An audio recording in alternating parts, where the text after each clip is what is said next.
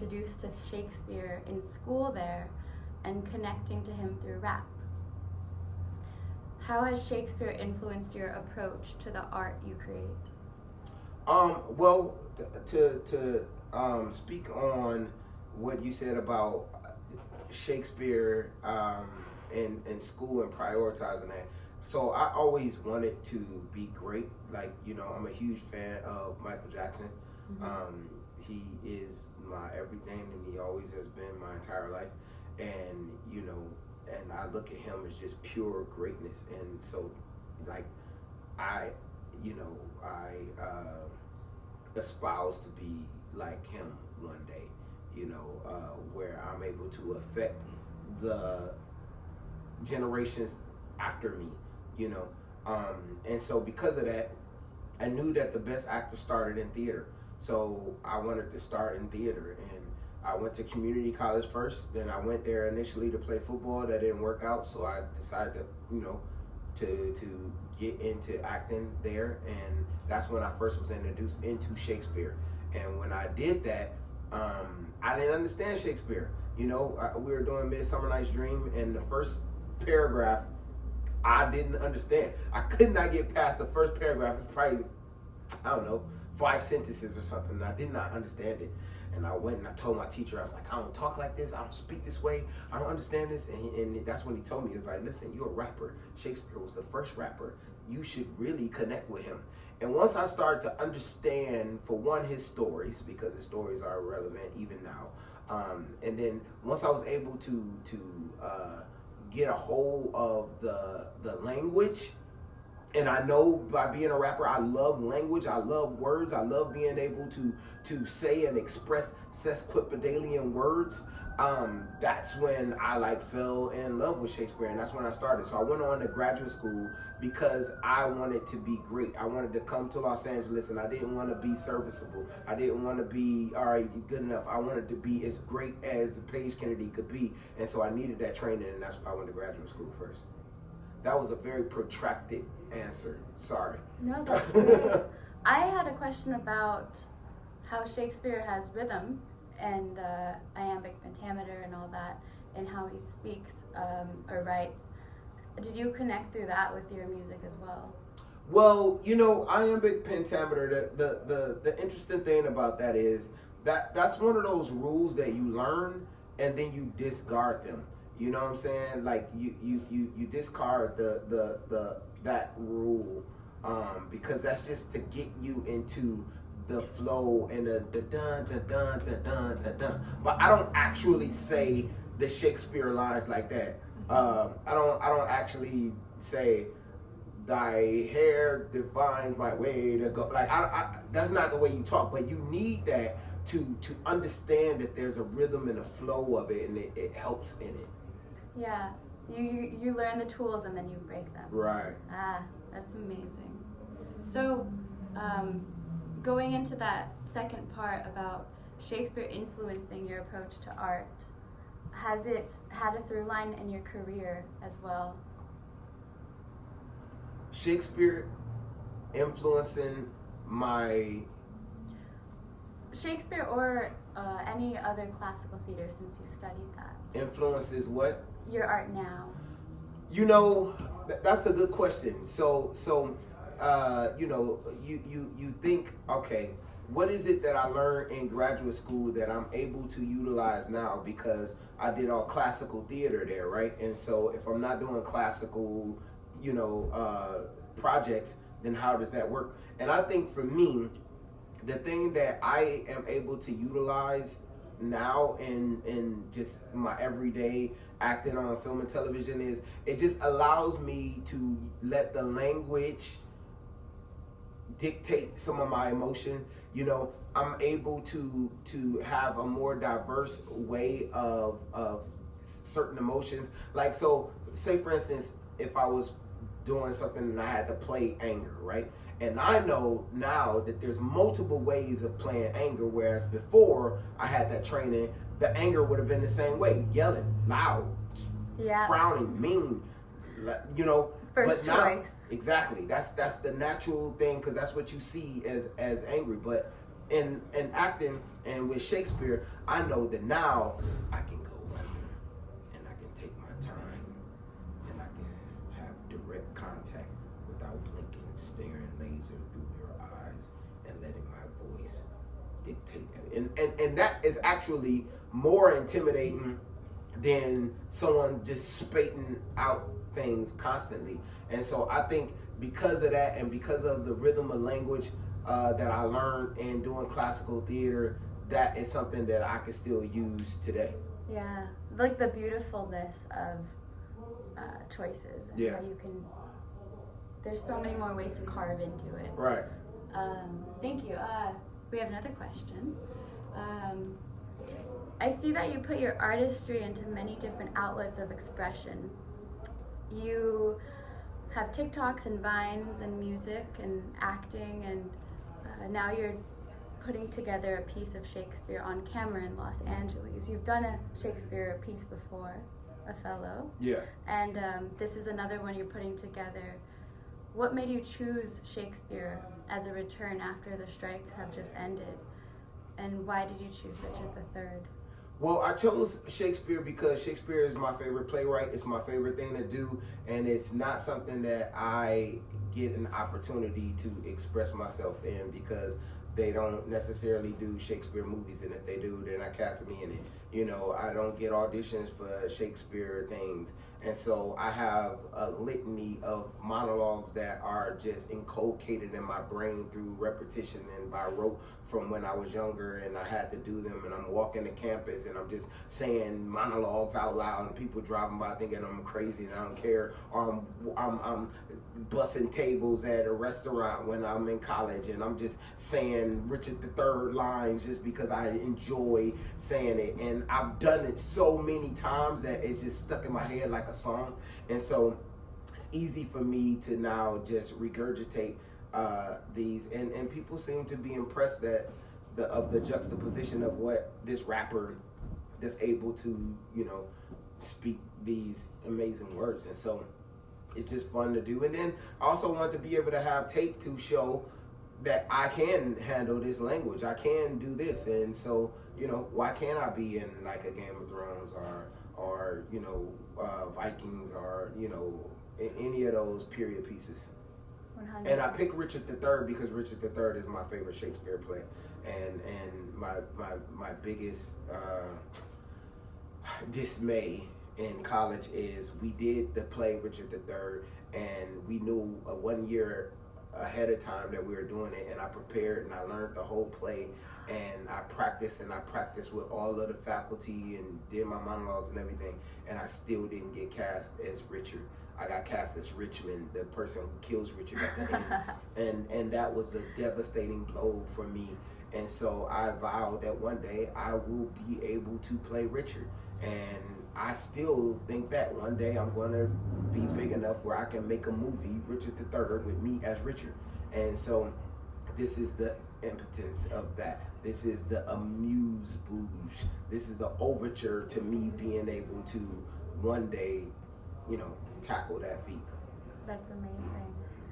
I've seen you do some of the monologues from Richard III in some of your interviews. And every time I'm gasping because it's so articulate and clear. Thank you. So,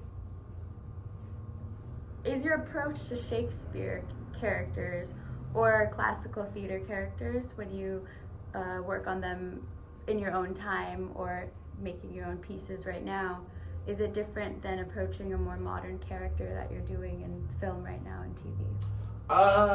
Well, is my approach different? If it, you know, the only thing, listen, Shakespeare is very difficult because it's very hard to like learn the lines because of the way that he chooses to speak. His parlance is different than how we speak now. It's kind of like almost like he was dyslexic and sorry, the bell is telling me to go to class.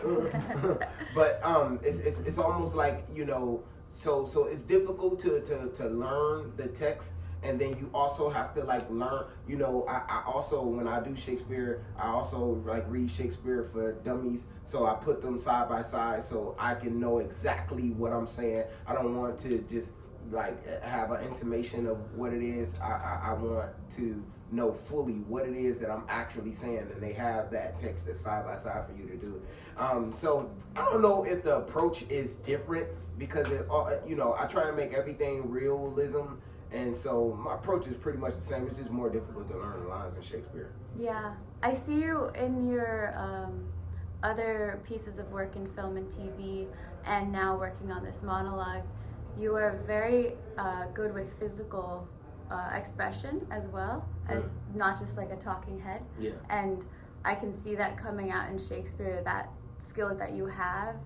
I understand what you're saying for when you do Richard III, which is super cool and awesome. Again, big fan. So yeah, also physical acting, like physicalizing it, and you have a lot of understanding of your body as well as your voice and words, and that's quite a trifecta. I know some performers are very good with just words, or they read all the books, or they're good with moving. How is that with you going into pieces and performances and jobs, just having that all set up for you already? Well, I want to utilize all of the faculties that I have to better serve the story, the piece, the idea that we are trying to get across. And if my voice can help have people be more engaged and make it more dynamic, then I want to do that. If a physicality can help you get out of seeing me and get more into seeing this character, then I want to do that. You know, I'm at a place now in my career that I'm willing to take risks. I've already been safe. I've already done everything that I've wanted to do. So now if I act in something, I want to now play. I want to have fun. I want to challenge myself, because it's easy for me to be safe, you know. And so, and listen, I also know that with big risk come big reward, but also comes big failure. And I am temerarious enough to say that I want to try this. I want to attempt this. I want to see, you know, and particularly like when it are in smaller projects, that I can get comfortable in doing said thing, so that when I do something on a larger level, I'm more confident in it. Mm-hmm. It's time to just go big. Yeah. To do it. That's amazing. And on another note, talking about community, you involve yourself as a voice for the community from your honesty in your music, your acting roles, and most recently during the strikes this past year. If you wanted to touch on that, about the strikes and all that going on, and that they just ended, and you're going back into your career with bigger jumping more, going for bigger pieces that you haven't reached for yet, and you're creating it yourself. Yeah.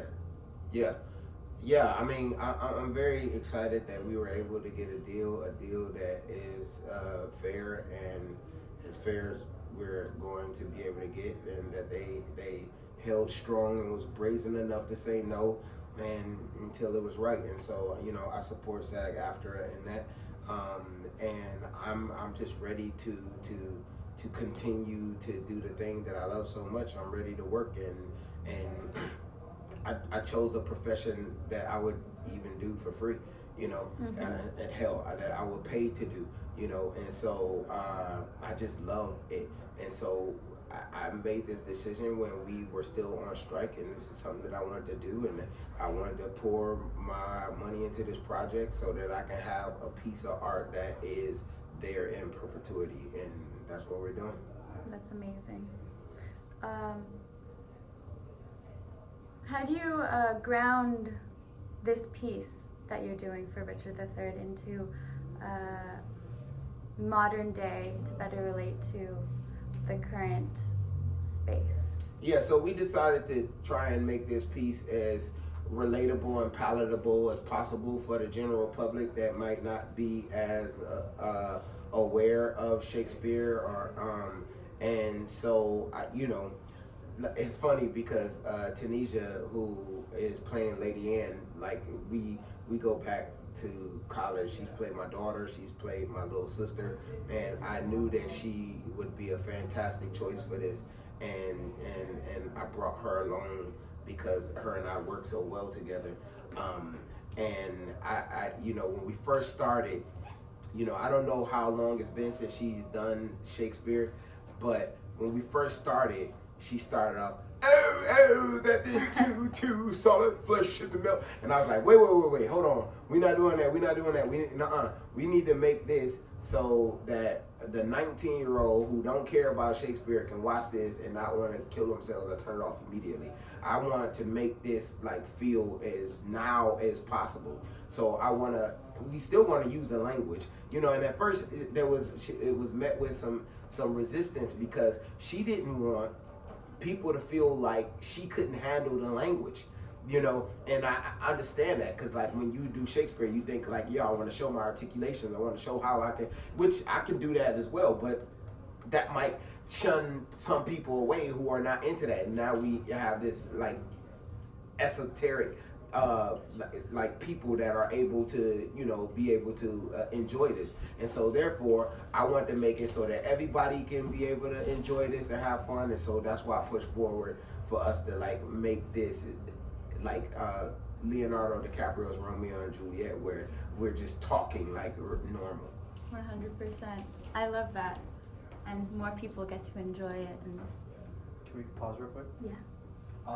We're losing daylight, and they want to finish your inserts. Do one more question? Okay. Yeah, we can come back to this too later if you have. Should we come back? Okay, just do the one more question. Yeah. Oh, there was like two. Sorry. Go ahead. Okay. You have an amazing knack for comedy. I'm laughing watching some of your movie scenes and TikToks and your old vines. Mm-hmm. There's a large amount of physical acting, and I don't see that much anymore. I had mentioned physical acting before. So that was incredible to see you transfer that throughout different platforms, and seeing this in your Richard III is even more amazing. But going into comedy and TikTok, how was it getting more involved with TikTok during COVID times and after that with Timothy, your son? Well, I Tim and I used to do Vines 2013 to 2015, and then Vine kind of went away, and then we started doing Instagram, and we stayed ubiquitously on social media. TikTok was Musically at first, and then it turned into TikTok, and we were just like, we don't feel like doing it. It looked like it was just a bunch of lip syncing of sorts. And then when COVID came and we weren't doing anything anyway, it was like, well, let's jump back into it. We don't have anything else to do anyway. And what do creators do? They create. So we started creating, and TikTok started rewarding us. And what happens with anything that you start to get rewarded on, it makes you want to continue to do it more. It makes you become exigent. And so we started doing TikToks, and we started blowing up on there, and it became more fun. And it kind of revitalized us. So that's awesome. It's very entertaining. Thank you. Thank you so much for sitting down with us and answering our questions. Oh yeah, for sure. It was wonderful. Thank you guys for having me. I appreciate it. Thank you so much. All right. So do I